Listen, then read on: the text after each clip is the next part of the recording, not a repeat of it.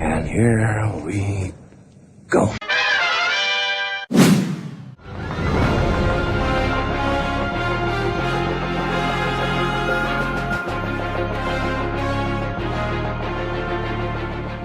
What is up, everybody? My name is Mike from the Super Wheeler Bros, and we are back once again to get you a review on the 4th season of Agents of S.H.I.E.L.D. This review consists of both Episode 9, entitled Broken Promises, and Episode 10, entitled The Patriot. We missed last week's review, so we're just going to lump both of them together. I think that they're closely tied together enough that we can do that and still keep it pretty brief and not overextend the review. So let's get into it. A couple weeks ago, Marvel's Agents of S.H.I.E.L.D. returned with the second half or second portion of the season entitled LMD, kind of focused on what we thought was going to be solely Ada. Now, she kind of took center stage in this episode. We had a couple of instances where Mace was trying to kind of relate to Daisy and the fact that they're both inhuman, and really kind of get a sense of who each other is. And those were some okay opening scenes, but what really got into the meat of the story, and I have to say it, Agents of S.H.I.E.L.D., I believe, is having their best season yet, without a doubt for me. The Ghost Rider stuff definitely lifted it up, and it seems like they're taking their focus to maybe only have a portion of the season go through a certain story and be a little bit more focused and streamlined, and that is really, really helping out this season of Agents of S.H.I.E.L.D. In their 4th season, most of the main cast that we've had around for a while, they're just really comfortable in their roles now, and it really shows. And I love that we're getting a little bit extra from May. Not just that stoic, badass character, because Ming-Na Wen is actually a really great actress, so it's really good to see that she's doing something a little bit more substantial this year on the show. Now, in Episode 9, basically what ends up happening is Ada becomes self-aware. She reprograms herself and goes after the Darkhold. And it's a really cool episode. We got a lot of really nice special effects. I enjoyed the fact that Yo-Yo got to play a big part in that episode, because she's awesome. And what really stood out to me this episode was just how quickly they went from having like an Ultron plot, which would have really been kind of boring, been there, done that kind of thing, and turned it on its head. We got some good scenes between Coulson and May, and you know, we learned that something is adrift there last episode with May. She's actually being held captive, and there is a life model decoy of May infiltrating S.H.I.E.L.D. But what's really interesting is she doesn't know it. She doesn't know she's a life model decoy. She thinks she's May. That is really intriguing, and I'm glad they introduced that plot point, because Ada went straight up AWOL, and I don't really know what that was all about, but it made great sense by the end of the episode. I feel like, obviously, Coulson got to be a little bit more front and center in this episode. Daisy moved to the background a little bit, which is fine. I love it when they switch those two off and then allow the other characters to play off of them, because they're the two strongest connections, I believe, that we have on the show. Mallory Jansen, who plays Ada, has done a really great job, and I really think that it's a good direction that they've gone in for the second half of the season. I wish Ghost Rider could have continued, but since they were moving away from that, and I think maybe Ghost Rider still has a part to play by the end of the season, but since they were moving away from that, Ada's an interesting choice. And what's really great is by the end of the episode, Mac and Yo-Yo have some fun talking about every, Terminator / machine that goes crazy and tries to kill everybody. And I thought that was good fun to have a little bit of levity in the middle of the episode, because, it needed it. And while it was a little bit cheesy, it's okay. I can enjoy the cheese on an episode like that when it's just something in the background, which it was. And plus, by the end, Matt got to chop Ada's head off with his axe, which was pretty sweet. So she didn't end up getting out with the Darkhold, but what we do get to find out is that Dr. Radcliffe, played by John Hannah, went from bad guy to good guy and kind of back to bad guy again.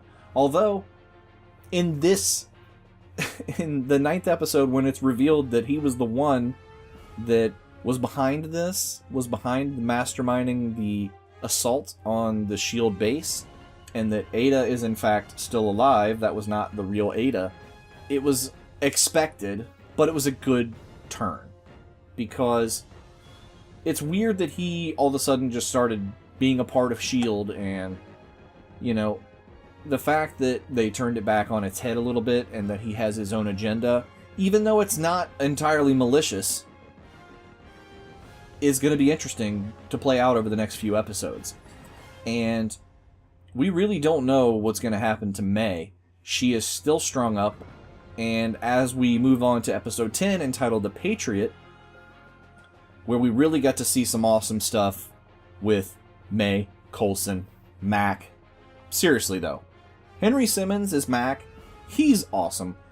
I was really sad when we lost Trip, and it seemed like Mac was going to be the only one left there, and he had been such an angry character that season and against Coulson, and man, has he come into his own and really gotten me on board with that character. So I am very glad that Mac is around, and he's awesome. He always gets to be, you know, really badass and get to be, you know, spouting some pretty good one-liners along with Coulson.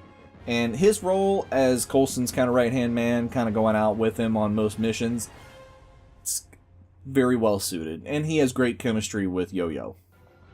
Now, a really interesting story that played out in episode 9 before we jumped to episode 10 was that Senator Nadir had her brother locked away on a private island and was going to give him to the Watchdogs. And she really showed just how villainous she could be by going ahead and executing him at the end when Daisy and Mace and Simmons are there to try to save him.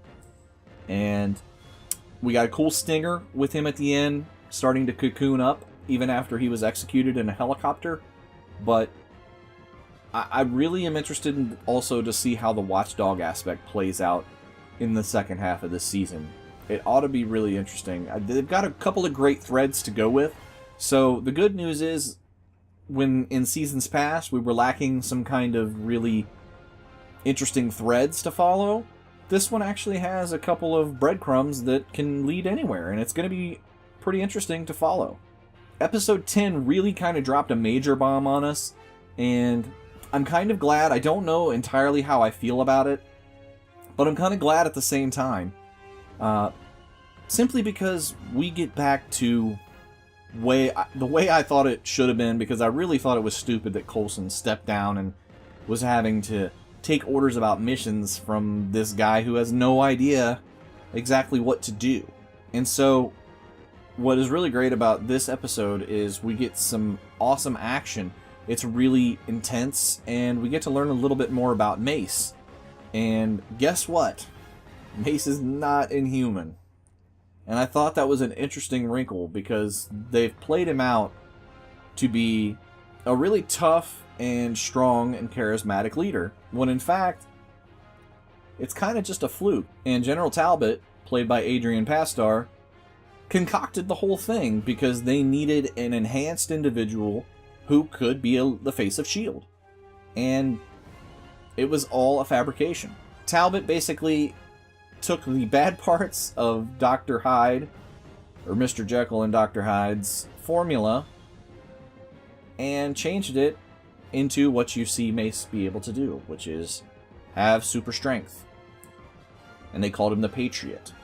So what ends up happening there is that it's revealed to everybody that it's just a formula that he's taking, and that's why he always has his little second in command always around, so that he can biometrically open the case and get his strength whenever he needs to do a demonstration for anyone.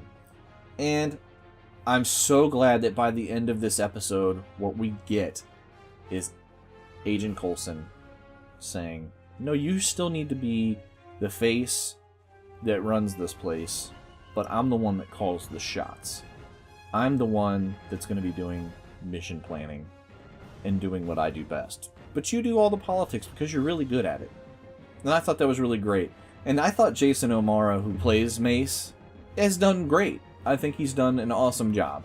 But his lack of experience and the way they've written it, it just, man, it's really been a thorn in the side of a lot of episodes. So I think it's great that they're going to open it up a little bit more now.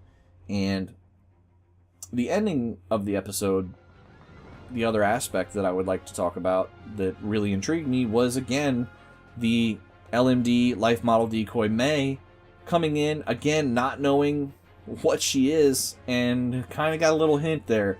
And that's going to come to a head sooner rather than later, because somebody's going to figure it out. And I get the feeling it'll probably be either Mac or Daisy. Maybe Coulson. I mean, Coulson knows May the best, but they're using May's neurons to make sure that, you know, they're actually using her thoughts. I mean, she even had a vision of Coulson with a mustache and letting her drive Lola. So it's incredible just exactly what they're portraying that this LMD of May can do, that she's much more enhanced even than Ada, to which she was kind of stressed about there. And there's kind of a flaw in Ada that she's going to do whatever she has to protect Dr. Radcliffe, because that's the parameters she's been instructed to be under.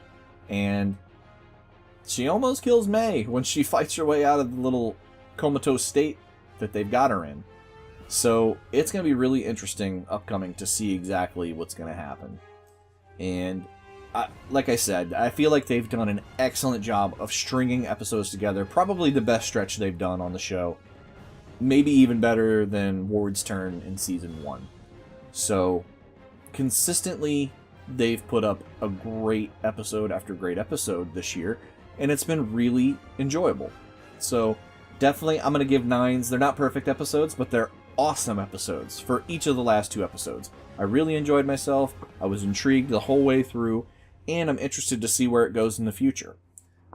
If I can make a prediction, I think that they're going to figure things out pretty quickly as to what May is, well, LMD May is, and that they're going to do their damnedest to try and find the real Agent May. And it's great to have Daisy back on board at S.H.I.E.L.D., and I think that she and Coulson are going to play the biggest roles this season in trying to figure out what's going on with Dr. Radcliffe and keeping the Darkhold from him. So, tell me what you thought of those last 2 episodes of Agents of S.H.I.E.L.D. in the comments below. If you enjoyed this review and this video, please drop us a like. It really helps us out. And if you enjoy videos like this, we're going to be bringing tons and tons of them to you in the future. So please go ahead and hit that subscribe button so that you don't miss out on anything. My name is Mike from the Super Wheeler Bros. And as always, people, have yourselves a super week.